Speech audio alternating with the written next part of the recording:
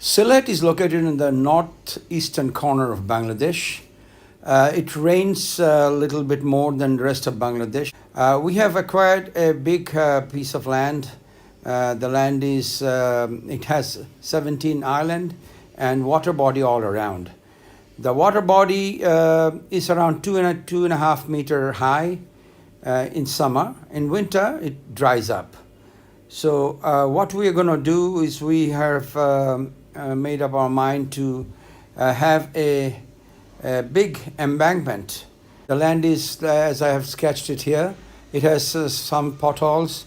It fills up during summer, and in winter people go and catch fish. So what we are going to do is we're going to change the landscape. This is the present condition of the land. And what we are planning to do is we are going to make an embankment. Before the embankment, we are going to do a small lake and then have the embankment done. And inside the embankment, the entire area is going to be a big embankment where at least 2 vehicles can cross each other. And we're going to have an outside lake surrounding the area.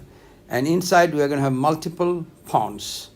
And that's going to be a pre-designed ponds of around 2 meter high. So once we have that, as our Prime Minister has urged us to do a multiple crops, we are going to have solar and we are going to have pisciculture. She has suggested we should have solar and agriculture or any other means, so we have decided for the second. We are going to do pisciculture. The embankment is going to be 3.5 meter tall, and on top of that embankment, at least 2 vehicles should pass each other. This is a sample video of a city next to our land. As you can see, there is an embankment has been made. We're going to make a similar kind of embankment. On the left-hand side is the calm water. That is the control one. The height is 2.5 meter in monsoon, and it can go to 1.5 meter during winter time. On the right-hand side, the wild water, it can be different height, and in winter it dries up. So once it is controlled, the inside water, we're going to have a lot of deep tubers, and it's very easy to do deep tubers in Bangladesh. And we're going to have controlled water. Like on the left-hand side, as you can see, the water is very calm. We're going to have our solar areas inside. And outside is not our area, it's the wild water. So inside we're going to have multiple ponds. So the one on the right is the first pond, and one on the left is the outside lake, which is going to surround the entire area. So these are the multiple ponds as I have designed in a very amateurish way, but just to give you an idea. And we're going to have multiple solar areas. Of course, in floating solar, the most expensive part is one is the solar floats, which is almost impossible to import it from outside because of the carrying cost. And another one is anchoring. Now, in the present world situation in floating solar, the anchoring is a very expensive proposition. But in our case, because we are designing our lakes, which is only 2.5 meter, our anchor is going to be fairly easy.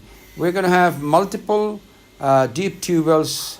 We know how to do those because we are experienced in doing deep tubers, and Bangladesh is one of the easiest places to have deep tubers because the static water level is only 15 to 20 meter deep. So we're going to have multiple deep tubers to fill up the water when the level goes down, and if necessary, throw the water out when the water becomes more than 2.5 meter.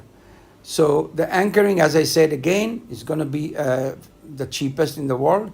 And most of the embankment, we're going to have the solar panels inside the banks. So it's not going to move.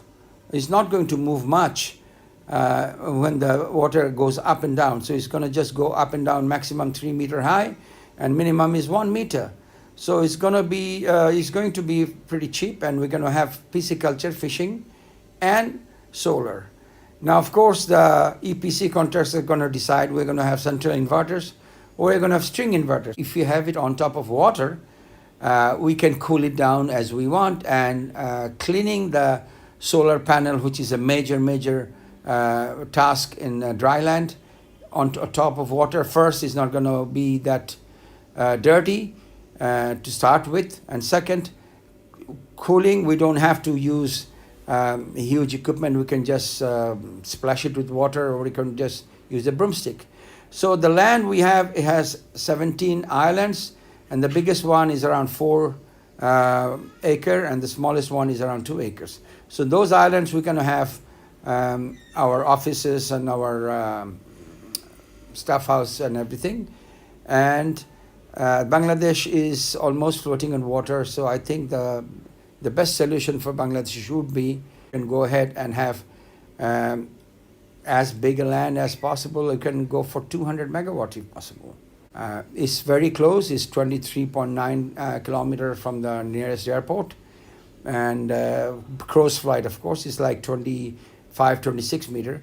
And the 132 kV line goes on top of our land, but the nearest substation is around 4.2 kilometers away. It's 18.5 kilometers from Sylhet town, which has an international airport. And this is it. So that's our rough sketch of what we want to do. Who can resist this dream?